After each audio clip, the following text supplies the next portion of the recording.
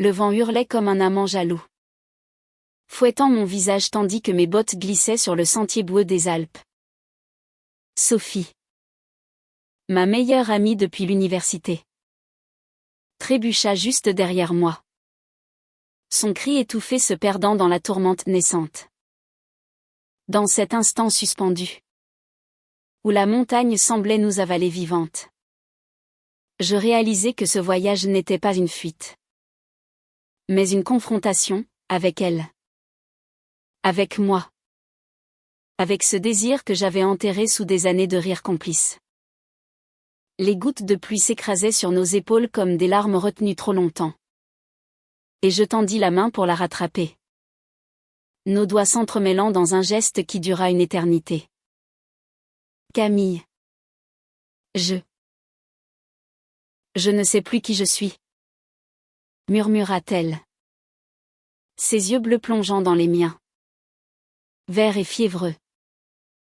La tempête n'était rien comparée au chaos qui bouillonnait en moi. Ce secret lesbien qui menaçait de tout emporter. Nous avions planifié cette randonnée comme une parenthèse. Un moyen de nous ressourcer après des mois de routine parisienne étouffante. Sophie. Avec son job de graphiste freelance qui la gardait scotchée à son ordinateur jusqu'à l'aube. Et moi. Professeur de littérature dans un lycée du 18e arrondissement. Noyé dans les copies et les doutes existentiels de mes élèves. Nous étions inséparables depuis nos années à la Sorbonne, des soirées arrosées de vin rouge dans des bistrots de Montmartre. Des confidences chuchotées sous les lumières tamisées du Marais. Où j'avais appris à masquer mon cœur qui battait pour elle. Elle. Hétéro assumé. Avec son petit ami intermittent. Lucas. Ce type banal qui collectionnait les bières artisanales et les promesses vides. Moi. Camille. La lesbienne discrète qui collectionnait les regards volés et les nuits solitaires à imaginer ses lèvres sur les miennes. Mais ce matin-là, en quittant notre appartement partagé à Paris, un 2 pièces exigu près de la Seine, rempli de livres empilés et de plantes oubliées. Tout semblait si innocent. Le TGV nous avait déposés à Annecy. Puis un bus brinque-ballant nous avait menés au pied des Alpes, où l'air pur des montagnes nous avait promis la liberté. C'est exactement ce qu'il nous faut, avait ri Sophie en enfilant son sac à dos. Ses cheveux blonds cascadant comme un soleil d'été sur ses épaules. J'avais hoché la tête, le ventre noué, me convainquant que ces 5 jours de marche effaceraient mon crush idiot. Erreur fatale. Le premier jour fut un enchantement trompeur. Nous gravissions le sentier du lac d'Annecy vers le col des Saisies. Les sapins centenaires nous bordant comme des gardiens bienveillants. L'eau turquoise du lac scintillait en contrebas. Un miroir brisé par le vent. Sophie chantonnait des airs de Édith Piaf, La vie en rose. Ironie du sort, et je riais pour masquer le frisson qui me traversait chaque fois qu'elle effleurait mon bras pour pointer un chamois au loin. Regarde. Camille. C'est magique. Non. Ses yeux pétillaient. Et je hochais la tête, avalant ma salive. Magique. Oui. Mais pour moi, c'était une torture exquise. À midi, nous nous assîmes sur un rocher moussu pour un pique-nique improvisé, baguettes croustillantes, fromage de chèvre local et une bouteille de Beaujolais volée à Lucas. Il est furieux que je parte sans lui, avoua-t-elle en mordant dans sa pomme. Mais toi et moi, c'est différent. Tu es ma sœur d'âme. Ces mots me transpercèrent comme une lame. Sœur. Toujours sœur. La nuit tomba tôt. Nous installant notre campement près d'un ruisseau gazouillant. Le feu de camp crépitait, projetant des ombres dansantes sur nos visages fatigués. Sophie sortit sa guitare acoustique. Un vieux modèle hérité de son père. Et gratta les accords de « non ». Je ne regrette rien. Sa voix, rauque et vulnérable, emplit l'air froid. Je la regardais, hypnotisée, tandis que les flammes léchaient ses joues rosies. À quoi tu penses? Demanda-t-elle soudain, posant l'instrument. Je haussai les épaules. À nous. À comment on s'est trouvés. Elle sourit. Ce sourire qui faisait fondre les glaciers en moi. Moi aussi. Sans toi, Paris serait fade.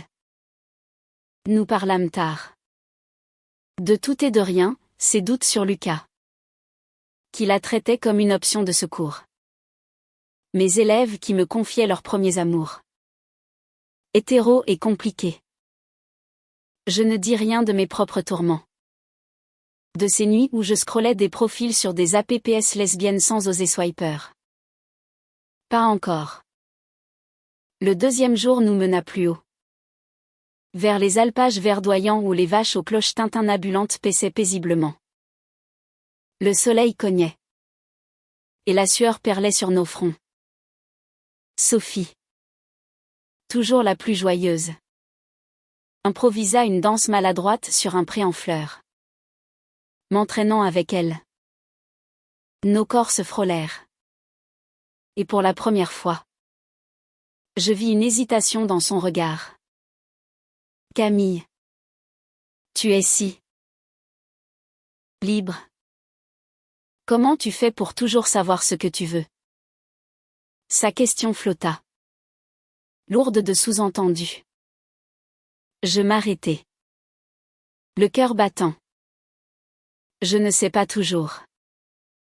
Parfois. Je fuis. Elle fronça les sourcils. Mais le sentier nous rappela à l'ordre. En fin d'après-midi. Nous atteignîmes un refuge isolé. Un chalet de bois niché contre une paroi rocheuse. La gardienne. Une femme burinée par les ennommés Margot.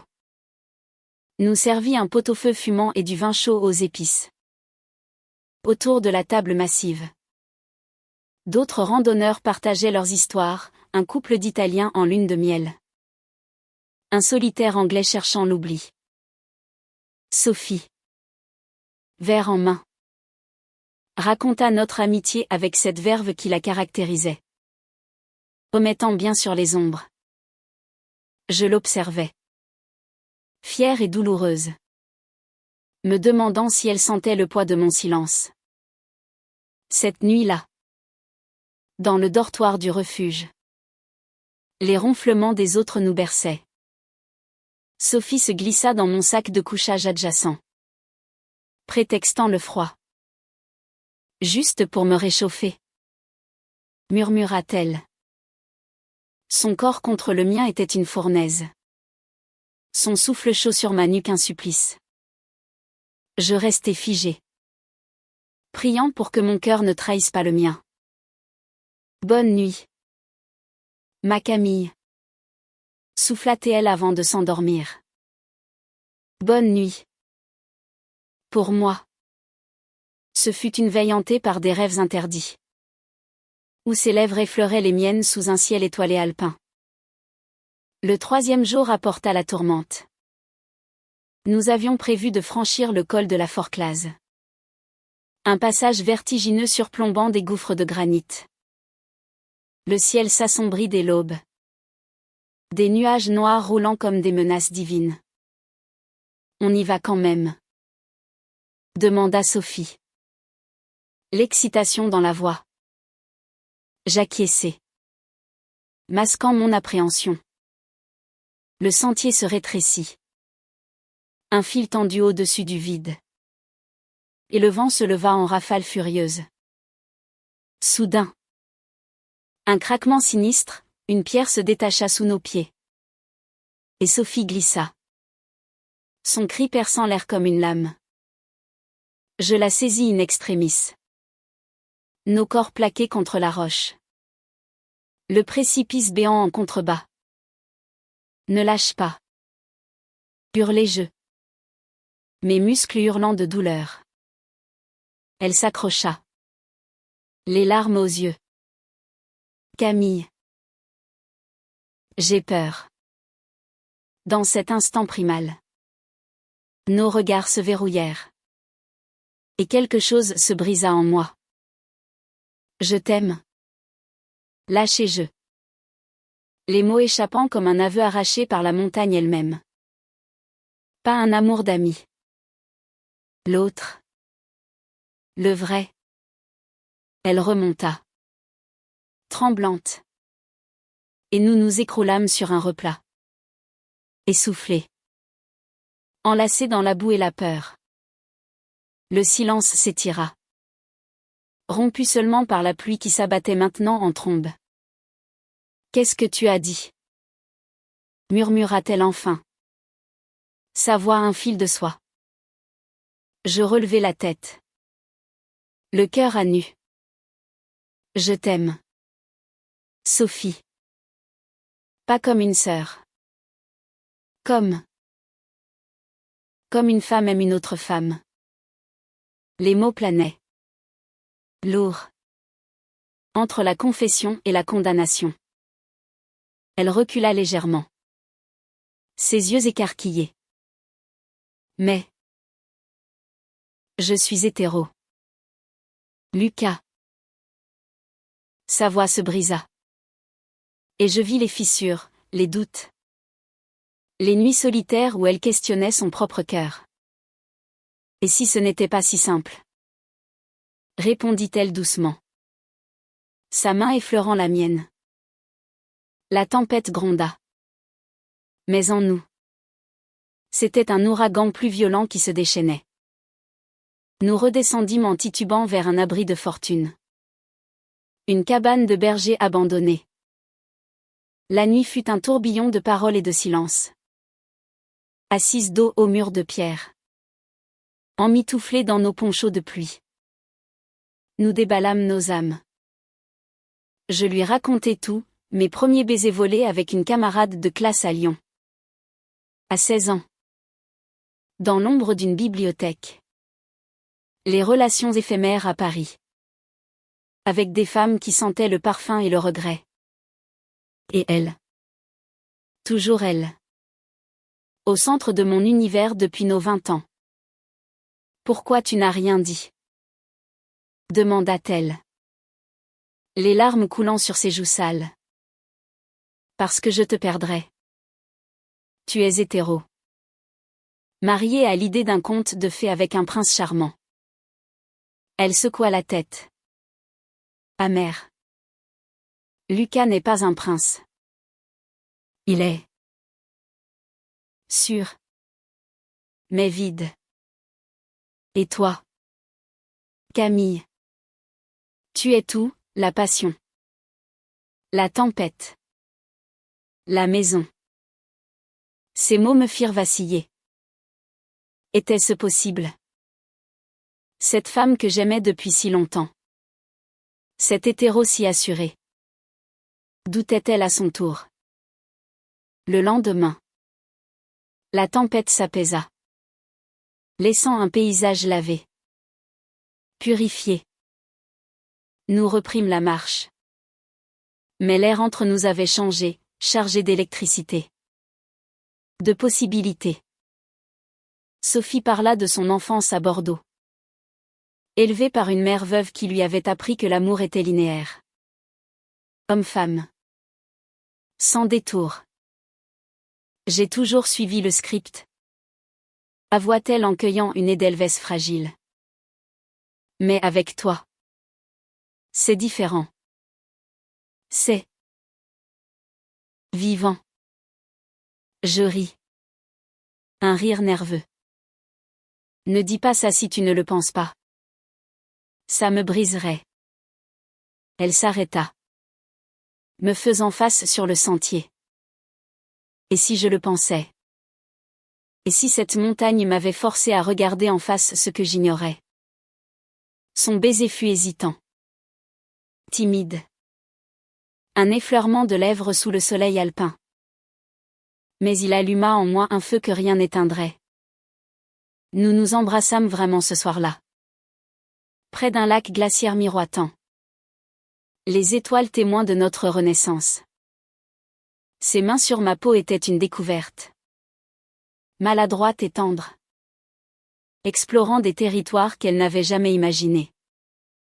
C'est beau, murmura-t-elle contre mon cou. Toi et moi. Pourtant, le drama n'était pas fini.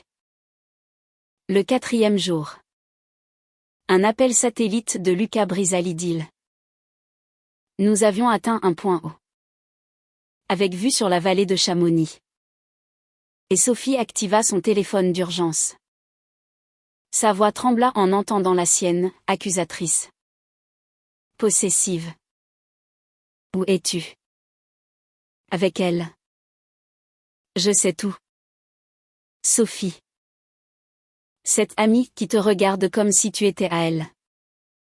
Les mots tombèrent comme des pierres. Sophie pâlit. Raccrochant abruptement. Il a fouillé mon téléphone. Il sait pour nous. La panique la submergea.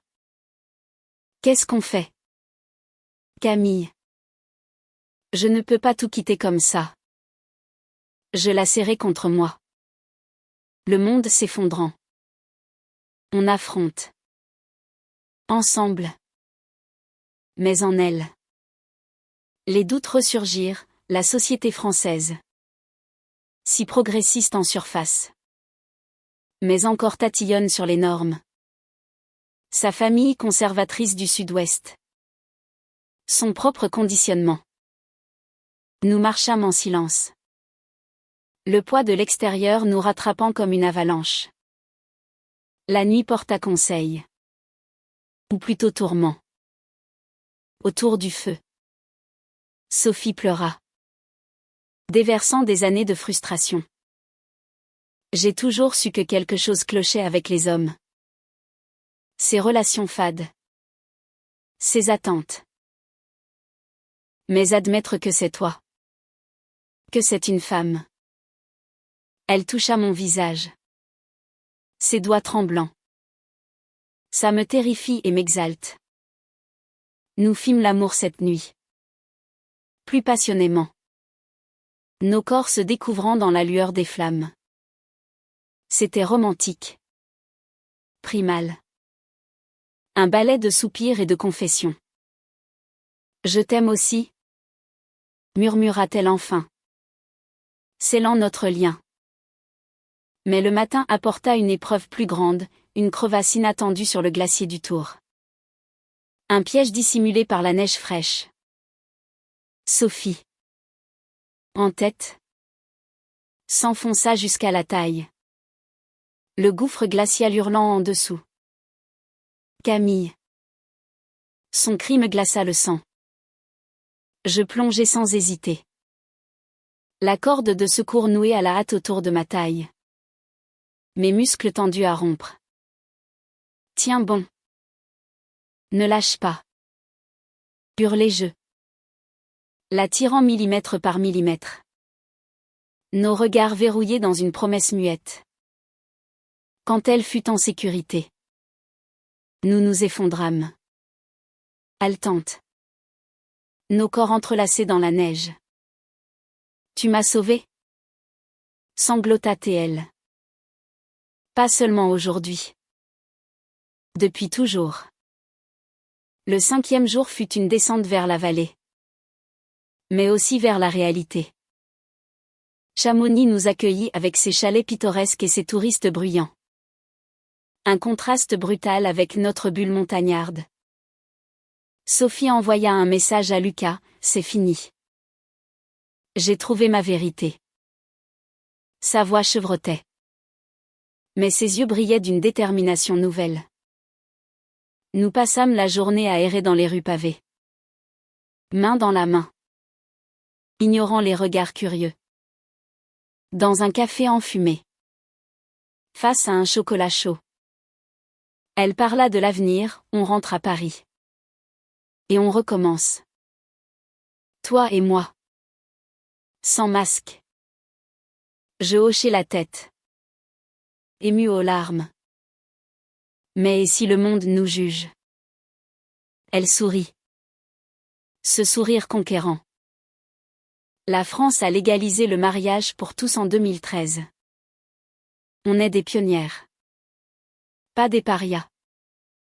Sa référence à l'histoire nous liait.